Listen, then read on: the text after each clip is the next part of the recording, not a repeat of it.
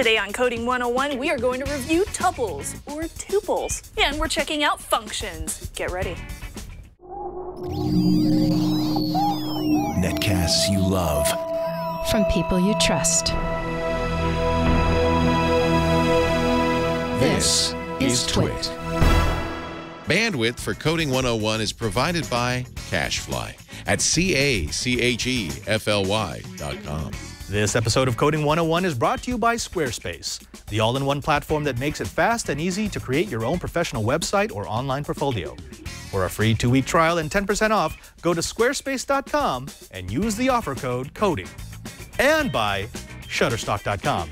With over 35 million high-quality stock photos, illustrations, vectors, and video clips, Shutterstock helps you take your creative projects to the next level. For 20% off your new account, go to Shutterstock.com and use the offer code CODING514.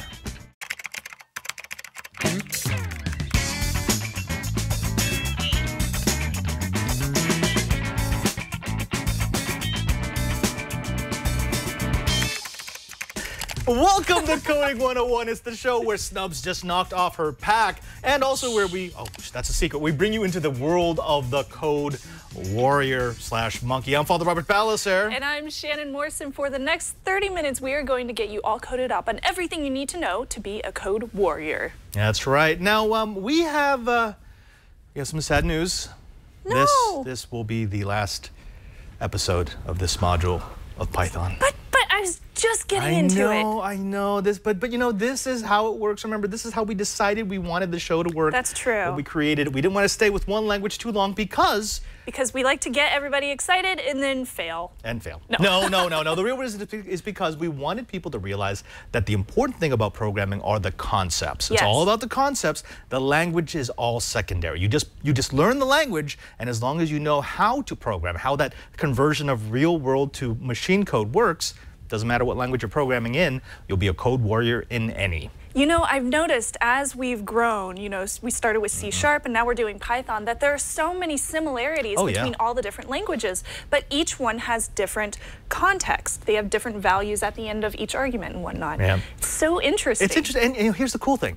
Now that we're done with Python, we're going to start a new language. We're actually going to be moving over to Perl. Yay! And you're going to get a rerun of those same concepts. So it's like an instant memory dump. Oh, that's going to be so much fun. Get ready for it. Perl is next. Yes. You heard it here first. Now, this is normally the time when we go into Snubs Compiled. True. But we had some breaking news.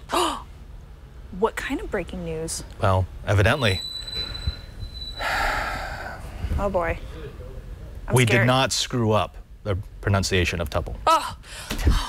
No, we got I this. feel so much better. Over the weekend, I got a lot of hate mail from people who are like, excuse me, it's pronounced tuple. Tuple. Well, you know, a lot of people learn it differently from how I heard you say tuple, so that's the way I derived it to be. But I've heard other people say tuple as well. But so actually, what's right? Yeah, Brian, if you go to that page, I don't know if you can zoom in at all, maybe enlarge the page. If you go to the pronunciation, you'll notice that in the IPA, the International Pronunciation, it has both ways. Oh. You can say tuple, you can say tuple. It doesn't matter. Both are accepted. And this is one of the things that we tried to briefly touch on last week, which is this is one of those words that either pronunciation is accepted, like GIF or GIF. So, folks, all we're saying is if you know it one way, that's fantastic. I love you. Please keep calling it that.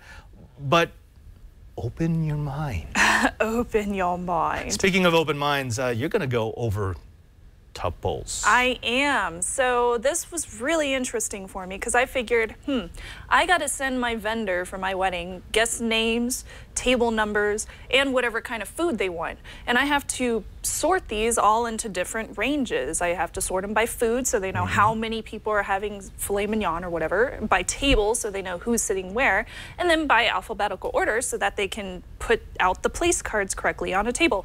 It's really confusing and it gives me a huge headache, but having a tuple helps me sort that information out without having to do all the work on the back end. I just let the computer do it for me. And again, you know, we try to hammer this point last week, which is what's nice about those data sets is you're combining pieces of information that should go together. Absolutely. It's one of those things where you didn't actually have to. You could have different variables for each and every single one. Sure. But there is something that is much sweeter, something that is much better for, again, the representation of the real world in computer language when we take data sets. Absolutely. So if you guys want to switch over to my computer, I'll go ahead and show you my example. This is my code. I didn't include very many notes in here other than sorts by food option, or I could change this over to, well, that was originally 2.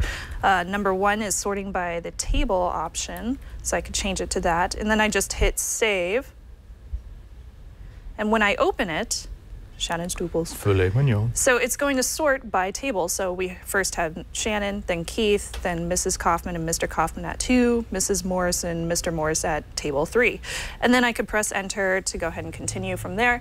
Now, a few things that I would love to do with this code that I've already written is, 1, make it pretty. So I could put each entry onto a different line. And then I could also export this into a text document so I could share it with my vendor. So there are so many other options that I can include in here. We've already learned all this stuff. Exactly. So I could just compile all sorts of interesting information into this code. Well, that's the cool thing about doing code like this, where you recognize that it's working, but getting it working is only the start. If you're going to become a code monkey, you're going to start obsessing over those parts. Oh, absolutely. When you talk about, right? You're going to go, yeah, okay, well, the data's all right, but I want it to look pretty. But I want to do this now. I want this. You know, I want it organized like that. And those are the things that will make you learn. So we also got a couple of really, really cool viewer submissions as well, and I love these. So I just picked out my 2 favorite ones that we got in for the past week. The first one is from Lionel. So this one is called a deck shuffler. So if I Isn't he one of the make this a little Thundercats? bigger, he totally is. So he includes lots of notes, which is wonderful. He commented out a whole bunch of notes in red. And then each of these basically brings in a whole deck. So he has an entire deck listed out in Python. And then he sorts this deck into a whole bunch of different outputs. And he uses tuples in here as well. So if I run this code, let me pull it up right here. There we go. Okay, so first off, you bring in the deck. And I should probably... There we go. Yeah, there we go. So this is the unshuffled deck, just has all the regular ones. Then you shuffle it, so it brings back everything, it randomizes all the cards, and then you shuffle it again, and you can shuffle it one more time. After that, it uses the objects. So it sorts by diamonds, hearts. I think these ones are supposed to be spades, maybe, in clubs. And then you can shuffle it, shuffle it again. And then this is his last one, and if I scroll up a little bit, there we go. So this lists the deck objects. And then scroll back down, and it shuffles it one more time, and closes out the... Nice. Yeah, very cool, simple very simple. program, you know, just mix up some data, and then, and then you can sort it.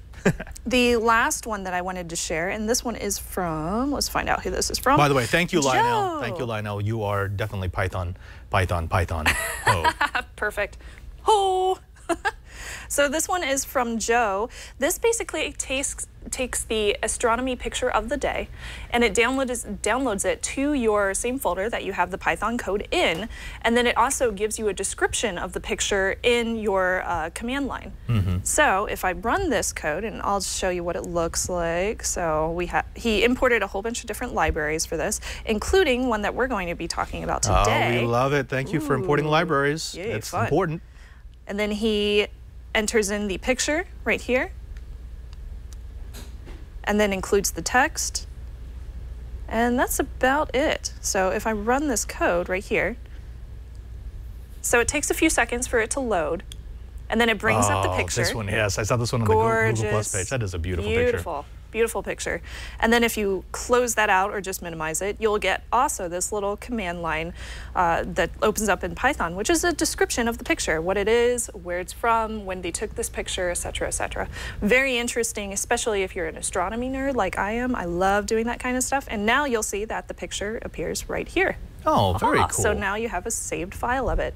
If they don't have a picture of the day, if they do a video instead, it won't download the video, obviously. Yeah. I mean, I'm sure there's a function you could use to do that, but absolutely. Yeah, it's kind of, But I really like those examples that you guys sent in. I thought they were more advanced, but they were fun and they were useful. I love astronomy, so that was a great one for me. I'm a nerd. Well, I mean, again, it was a great example of using includes, which we've already told people are a great thing to pull into Python because it allows you to use code that you didn't have to write. It's so cool. And anytime you can do that, that's a good thing for a programmer. Absolutely. Yeah. We have some more fun coming up, but if you guys want to share your code, over at the Google Plus community, we have Coding 101 on there, so you can go to gplus.to/twit Coding 101. Yeah, and actually, remember way back when we started this module, I said I can almost guarantee you that we're gonna be at 1,000 viewers before the end of the module. We are at 1,000 viewers. Thank you so very much for joining the community, and thank you for sharing the word, because that's actually become an incredibly vibrant community. Absolutely. I love it. On my phone, I'm always doing the refresh, and there's always something new in that community, which is great. It means that you are really active, and we thank you for that. I'm constantly downloading all of your code, and I love it whenever I can get it to work on mine. Yeah. Now, when we come back, we're gonna give you the lowdown on functions. Some of you have asked, well, why do you keep using functions in your programs when you haven't really told us how to do it? Well, it is time. We are not immune to criticism, and if you want a good tutorial on functions, we're gonna break it down for you. But before that, hey, Shannon. What? You like the internets, right? I love the internets. The internets are kind of cool. The internets is awesome. Yeah, I found cats. The internets is for cats. Dogs. Cats. Meow. No, but here's the thing. The internet's a great place to share ideas, right? The internet's a great place to push your products. It's a great place to get your presence known. But if you're not a programmer, or let's say you're not a web programmer or not a web designer, it can be kind of daunting. It's not like the old days. When my first web page was literally my name and then a picture, an animated GIF of like a guy doing construction work, and I thought it was the coolest thing ever. Right, and it was all home baked.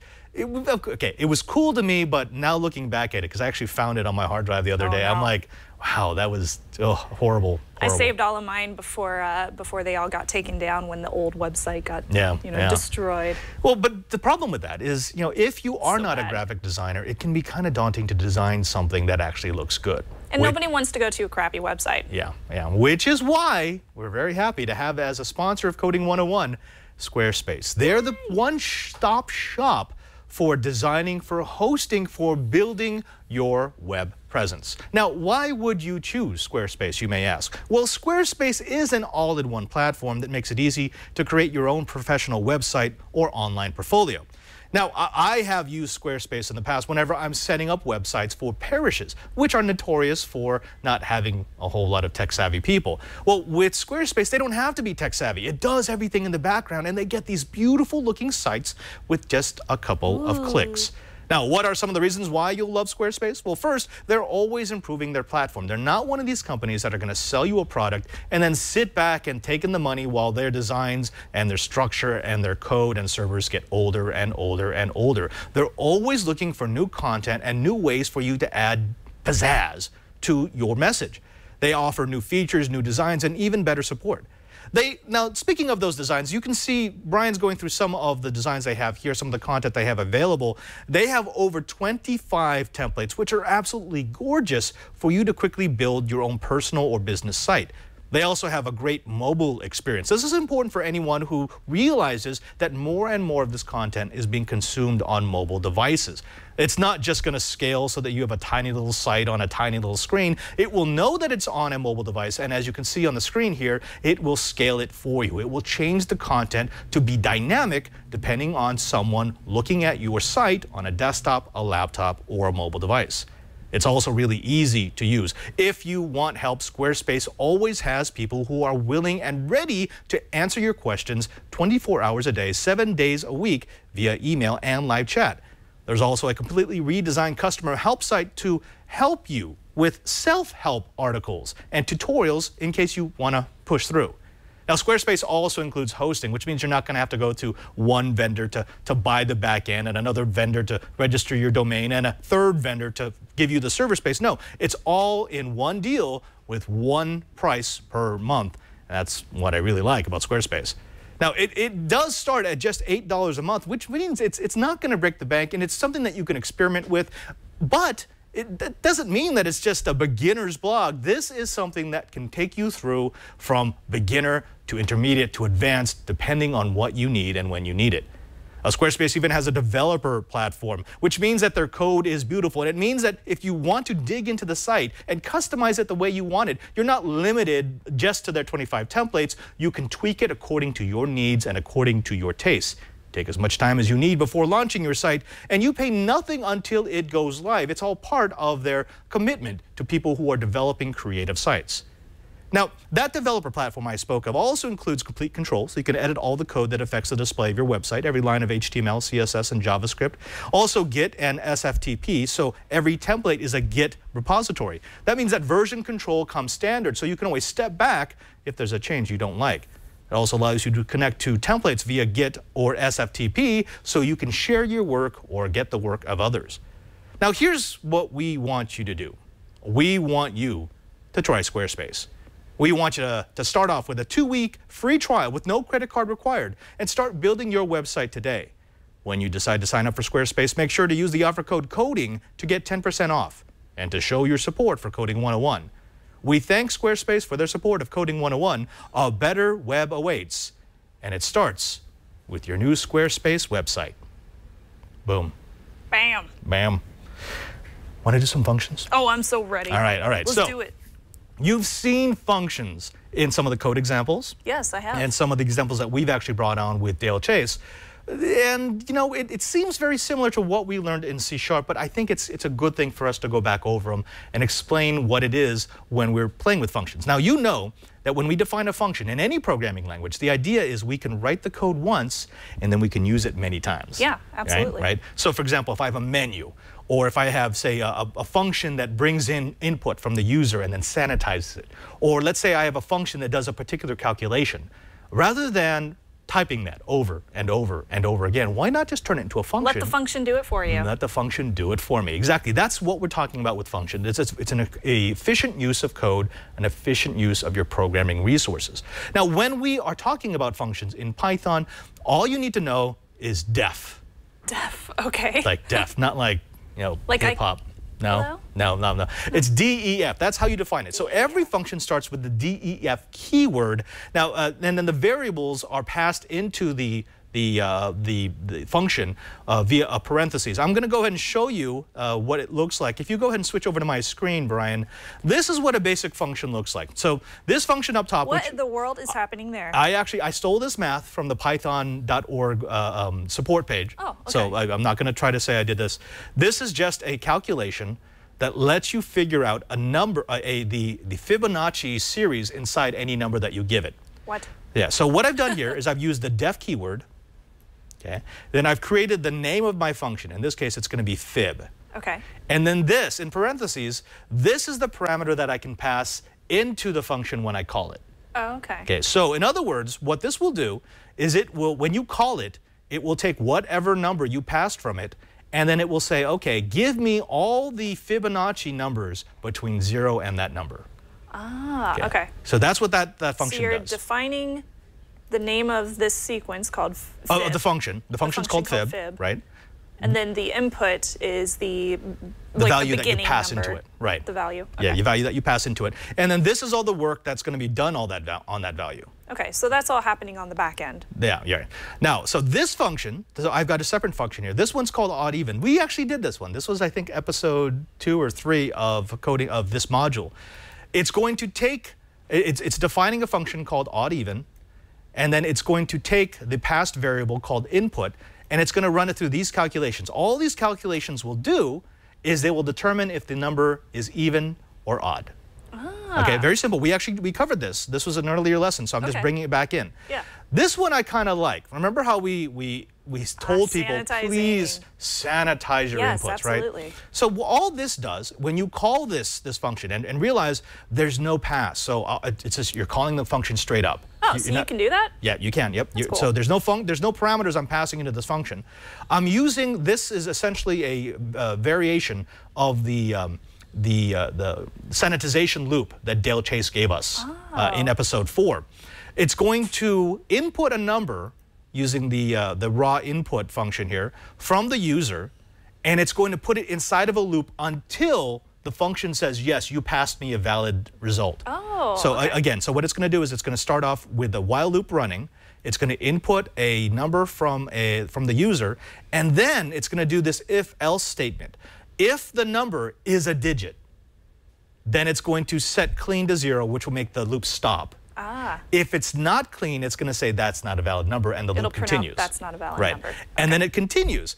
This actually converts the string into a number. So now you have an integer value. And then this is important here. This returns the value to the code that called the function. Okay. Okay. So whatever value this code takes in, here it's going to push it back out to the code. Got it. Okay, now. A little confusing. A little confusing, but it'll be made clear in just a bit. This is something that we always like to do. This is the main function. So this is the main part of the program, right? So when I call this function, and again, it has no parameter, you just run this function, it's going to build a little bit of a menu. It's going to call the sanitization function, right? And then it's going to do an if-else statement and either push that value to the Fibonacci function, to the odd-even function, or it's going to exit the menu. Or, again, because we like to sanitize, it's going to say, that's not a valid input. So if they type in 1, then it'll do the first one, the Fibonacci. Right. And then number 2, then it'll do the odd-even. Right. And then after that, 3 is it'll exit. do 3 to exit. Right. And but if you type something else, it's going to just it'll just say nope. Yeah. Try now, again. here's the cool thing. My actual program consists of one line. Main. That's all it is. So all of those things were defining functions. Functions can or cannot run. Okay. Right? If you never call a function, it doesn't matter if you define it. It doesn't actually run. So the only line here that actually does anything is main. It's calling the main function. That's cool. It's kind of, and actually, it's just really the way you want it. It makes it nice and simple. Clean. It makes it clean, and it actually helps you to figure out what's happening. Okay. In your program. Okay. So if I run this is what it's going to look like. Okay. So please enter a number. I'm going to say 17. Okay, so welcome to Padre's useless number thingy. That's so cute. It's going to say calculate the Fibonacci series, tell me if the number is even or odd, or exit. So 1, there are my Fibonacci series. Awesome. Is the number even or odd? It's odd. Now, if I type something else, it'll tell me it's not a valid input. I type 3. Cool. It'll kick me out. Now, if I run it again, there we go. If I enter a number, if I enter an invalid number, so let's give it a couple characters. Because of the sanitization function, it's going to just keep revolving in that function until it actually gets a valid input. And the valid input, the way I coded it was the only valid input is a whole number, an integer. So if I put 3.14, it's still going to tell me it's not valid until it actually gets a number. There we go. That's cool. Now again, this is very simple. We'd like to make it cleaner. We'd like to make it a little easier to understand. We'd like to make the menu, what we'd probably do is clear the screen between selections. I'd say so. And of course, I wrote this 5 minutes before we went on there, so I didn't do that. But it's a really good example of everything that could go into a program that you're writing in Python. And this pretty much uses everything except for tuples and data sets that we've taught people in this module of Coding 101. So to review, you're basically taking all these different functions, and that one simple main line at the very bottom is calling these functions depending on what the user inputs. Right. So Brian, if you go back to my my screen, so this before the compiler gets to that, all of this does nothing. Okay. This does absolutely nothing. So it's just going to be sitting in the Python code, waiting. Just because you define a function doesn't mean it's done anything. Okay. It just means that it's there when you call it. So when I do this, when I call the main function, then Python says, oh, do I have a function called main? Yes, I do. He defined a function called main. So then let's run down it. First of all, it's going to say calculate equals sanitize. Sanitize is another function I defined. So it's going to go to sanitize, and it's going to run the code in sanitize. Cool. Sanitize is going to say, okay, we're setting clean to 0. And as long as clean is 0, we're going to run this loop. The loop is going to say dirty input is equal to something that the user enters. And that's why when you put in a bunch of gobbledygook, it just said that's not a valid number. Because it got to the if-else statement. And the if-else statement said, well, if it is an actual digit, then set clean to 1. And that while loop will stop running once clean is set to anything other than 0. If it's not a valid number, then the while loop will run again after printing that is not a valid number. So we'll just keep asking. So cool. Once that while loop is done, it moves to the next line. And the next line is clean input is equal to int dirty input. And all that does is it takes that dirty input, now that I know that it's a number, and it makes sure that it's an integer format so that my further calculations can understand it. Okay. And then it returns it to the code that called the function. The code that called the function is main. Now I'm down here, and I'm going into this other loop. And this other loop deals with this menu. This menu will keep printing as long as I don't exit. And here you see the call to the Fibonacci function, you see the call to the odd even function, and that's how it goes. That's awesome. Yeah. There you go, folks. That's and this is going to go into the GitHub. This is going to go into our show notes. And this is actually really what I would say is, if nothing else, if you get totally freaked out by what we've been doing with Pyglet and all the advanced features, start with this menu, add your own functions, add your own features, and make it look pretty. I wonder if my vendor contact would freak out if I just sent her this code and said, don't worry, just run it on your computer. Just do it. Go through the menu. Trust me. You'll figure it out. It'll be fine. Now, when we come back, I think we need to welcome our Code Warrior back one more time. So. But before we do that, you know, I'm thinking that maybe now that I've got that, you know, Squarespace website, I might need to reach out to some place that has really good creative imagery and videos for me to use. I think that's a good idea. You might need some good pictures, some good videos to really show what you're trying to tell your audience. I have a website for that. What? Shutterstock.com. Oh, yes. Let's do that. Have you heard of Shutterstock.com? I have, of course. This is the place to go for everything that you need. So this episode of Coding 101 is brought to you by Shutterstock.com.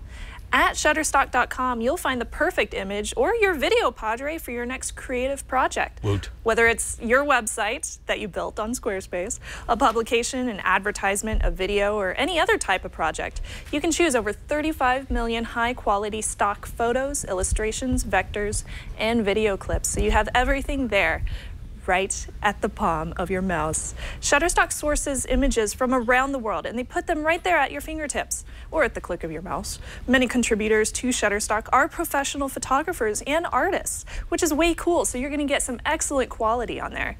Shutterstock reviews each and every image individually for content and quality before adding it to its library, and they add 20,000 images every single day, so pretty much every time you visit, you're going to find something new for sure.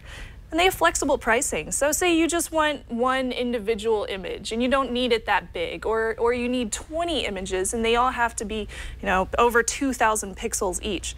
Well, that's no problem because they have either individual image packs, I know they're so cute, or a monthly subscription for the best deal. So you can download 25 images per day with a standard subscription. And you can download any size, any image, and pay only one price. Plus, Shutterstock gives you the images you need to bring your creative projects to the next level, and they make it easy. They have sophisticated search tools so you can search and drill down by subject, color, dog type, file type, gender, emotion, even more. Let's say I want to find a picture. Hey, Brian, I want to find a really good picture of a bouquet for a wedding. B-O-U-Q-U-E-T, I think. Or flowers. That works too. Bouquet, there you go. So I want to find a good picture of a bouquet. Perfect. So I have plenty to choose right there. And it's sophisticated, so it knew exactly what I was looking for. They also have shareable lightboxes, so you can save images to a lightbox gallery and then access them anytime and share them with other team members. So you could always ask your friends, hey, do you think this would be good for our collaborative project for a website that we're building? Is this the right color scheme? An award-winning iPad app is super, super easy to use and very intuitive. So you can search on the go and use it to display images during presentations even. And they have a global marketplace. They have multilingual customer service in more than a dozen international countries and full-time customer support throughout the week. I absolutely love Shutterstock, and I think you will too. So you can try Shutterstock today by signing up for a free account. No credit card needed. Just start an account and begin using Shutterstock to help imagine what your next project could be like, and save favorite images to a Lightbox to review later. Hey, you could share them with me even. Once you decide to purchase, use the offer code CODING514, and new accounts will receive 20% off any package. That's Shutterstock.com, and for 20% off new accounts, use the offer code CODING514. And I would like to thank Shutterstock personally for their support of Coding 101. Thank you, guys. Hey, Brian. I'm just wondering, how do you spell bouquet? As F-L-O-W-E-R-S? Yeah, it's pronounced bouquet, but it's spelled like flowers. It's Got really it. weird. Well, you know, the pro tip. Thank you. Thank you. Well, so smart. Now that we've got our content out of the way, I'm thinking we welcome back to the show one last time a man who brought Python to the masses, who opened our hearts to the love of Pyglet. Ladies and gentlemen, from Discovery Digital Networks, it's Dale O'Chase. Dale, thank you for coming back. Do not cry for my Shannon Morse. I love you, Dale. He's just like, oh, God. Dale Chase, it's so good to see you again. How are you? Oh. What's happening? Oh, no. We'll miss you, sir. Where's my 21 gun salute? I'm sure, actually, we'll let Brian get on that. He'll get right there. So. Now, sir, last week you blew some wigs. People were freaking out saying, what is going on? Did you want to continue with the mind blowage this week? No, I think we'll take sort of a bit of a step back. Thank you, because this week. Yeah, people were hurting. People were really hurting. I was hurting a little bit. Actually, I ended up, trying to. I actually wanted to kind of take it a step further, but I ended up having some issues with Pyglet on my machine. So it was probably me. I'm not sure what I was doing, but yeah, I couldn't really go much further with it. But I decided to go with Tkinter. Or is that even the pronunciation? You know, we're not gonna argue pronunciation. I don't even know. Our lessons. You know, I was checking this out last night too, and I just figured it was Tinker, but who knows? Like Pyglet, I kept calling it Piglet. It just makes sense. I'm gonna call it Piglet. Let's go. We're gonna call it the T thing. So tell us all about this T thing. Well, I haven't haven't used it too much, but it's something that comes with most installations of Python actually. And it's a graphic user interface for Python, so you can actually do little windows and labels and buttons and text and lines and all kinds of cool things to kind of give your Python programs an actual application look and feel. Yes. Oh, by the way, I would like to point out the fact that VEQ in the chat room gave you a 21 gun salute inside of inside of a C# for loop. That's awesome. That's awesome. So well done, sir. Awesome. Well done, absolutely.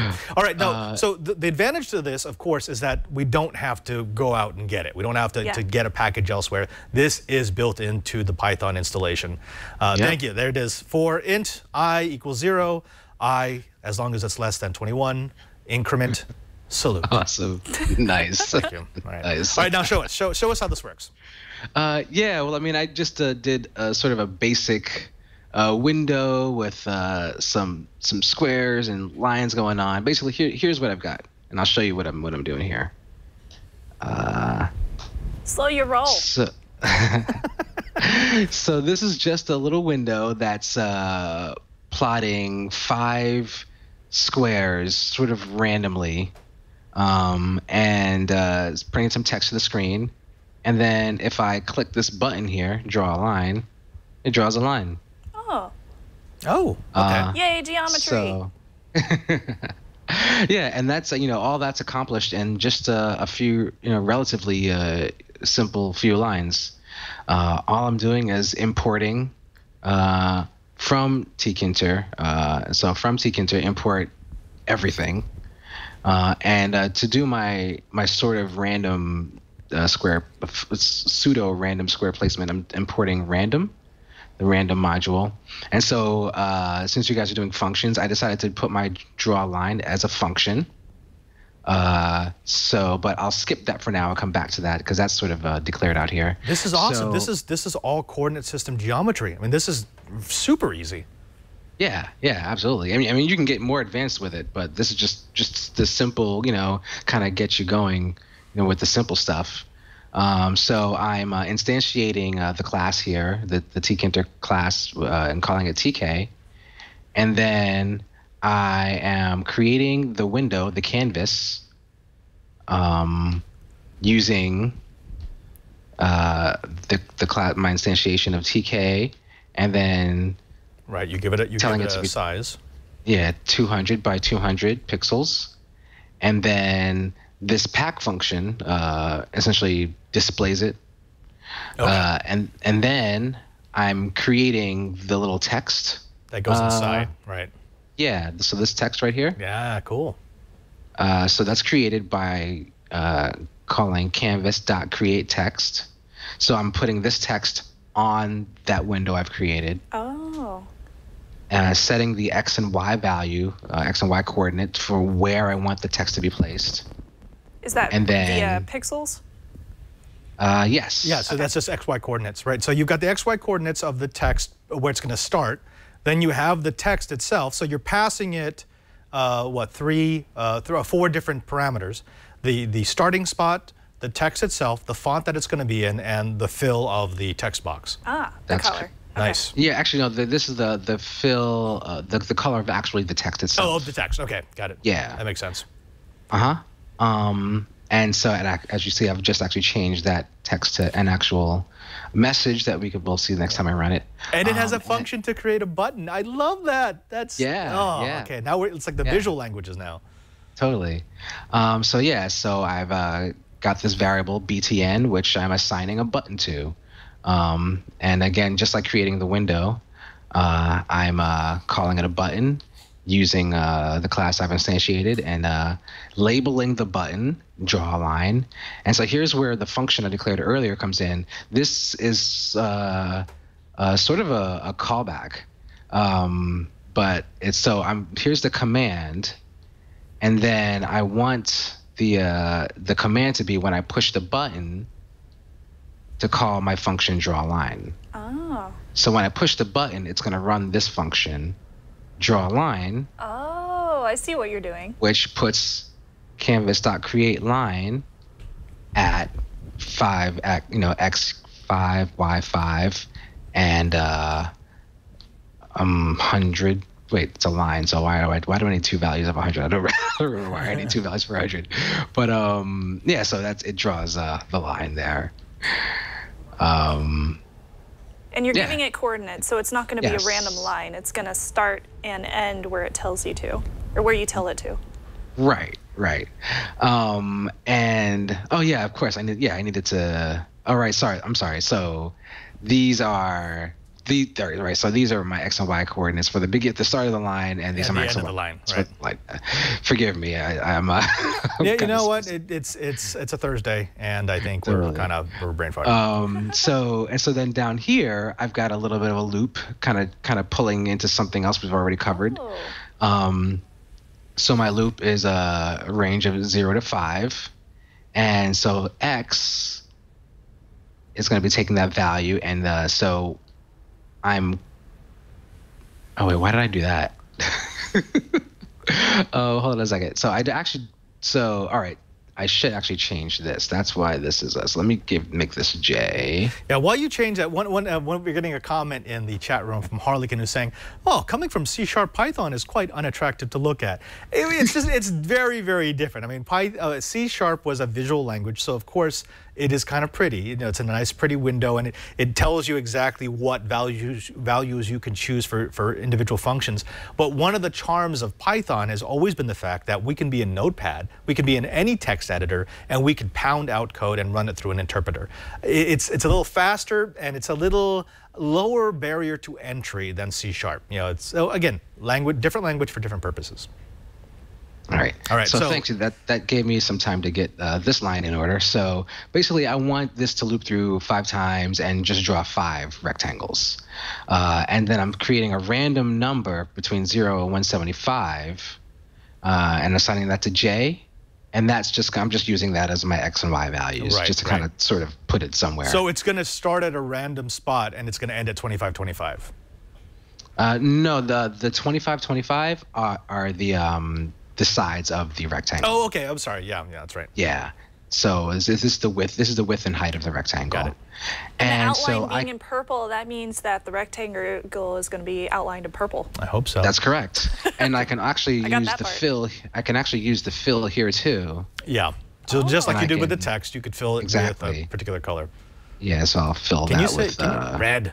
Red. Red. All right. We'll go red. All right. Run this bad boy. Let me clean that up. And so yeah, it's I'm using raw input, slow your roll to keep it from disappearing. Right. the window from disappearing. And so there you have it.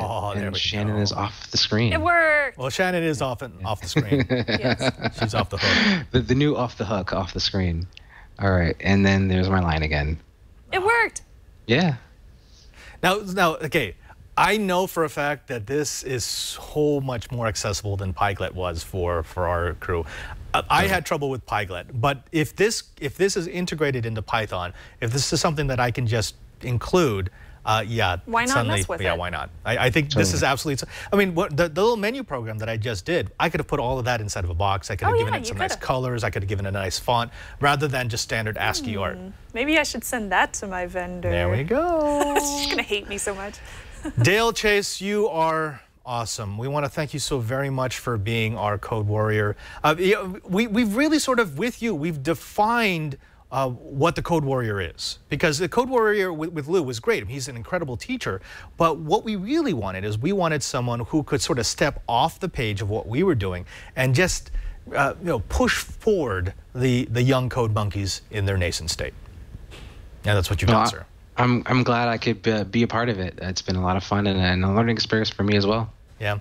Oh, we're going to have you on the Twit network as much as we possibly can because you're an incredible talent. In fact, Brian, if you could you give us some tunes? I think we need a little something to listen to as we. Oh wait. Oh, I know this song. They play this one at DEF CON. That's right. Now, Dale. Discovery Digital Networks, you are also your own man. You're your own artist. Can you tell us what this is that we're listening to right now? This is a song called WordPress off of my Limit Break album, featuring some good friends of mine, Dual Core in 80 and C64. I love rocking with those guys. Yeah. What we actually can issue this challenge to everyone out there. If you are getting into Python, download some of Dale's music and listen to it because it's all an inside joke. While you code. It is all an inside joke. If you code, you're going to start going, oh, did he really just say, oh my God, yes, I use that line all the time. That's what his art is all about. It's about merging his passion for music with his intelligent coding. Yes. Dale Chase. That's okay, now we know that they need to go to your download page, but where else can they find you? DaleChase.com, Dale O Chase on Twitter, and dchase.bandcamp.com. Ladies and gentlemen, Dale Chase, Discovery Digital Networks. We thank our second code warrior. So long, guys. Love you. Oh. Salute. Bye, Dale. Don't go. No. Damn it, Brian. That's okay.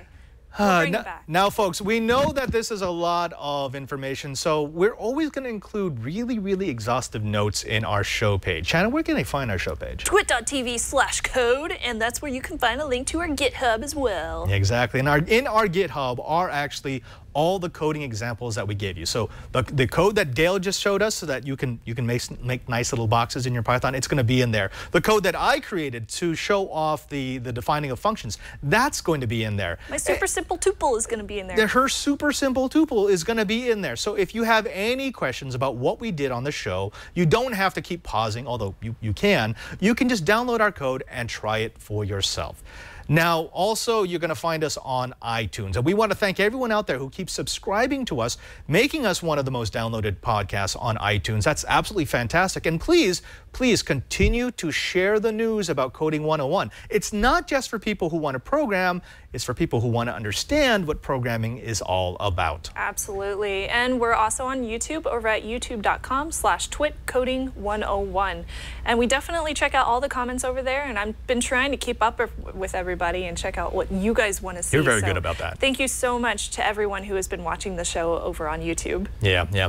Also, you heard Shannon mention earlier that we have a G+ community. You can find us at gplus.to/twitcoding101 or plus.google.com. Coding101. Go there because, again, it is a vibrant community. It's over 1,000 people. It's expert programmers. It's new programmers. It's people who are just curious about programming. And tell your friends, tell them to get in there because the more people we have in that community, the more useful it becomes. It really is. Yeah, really is. It's so great. Like, even if I have a question, which I do on several occasions, I'll just go in there and be like, why isn't this working? And they'll be like, oh, well, just fix this one line. Yeah, oh, magical. Of course, if you're not into the G+ groove, you can also find us on Twitter. Where are you, Snubs? I am at Snubs. Yeah, and I'm at Padre SJ. Now, next week, we are not doing Python. In fact, for the next 2 weeks, we're going to be doing our wild card episodes. You may remember those between the C# and the Python modules where we got to talk to actual programmers, right? Liam Kennedy, and we talked to Randall Schwartz. It was a fantastic time to actually sit down with people who do this for a living and find out what makes them tick. So we've got 2 brand new guests coming for you before we head into Perl, but until that time, I'm Father Robert Ballecer. I'm Shannon Morse. End of line.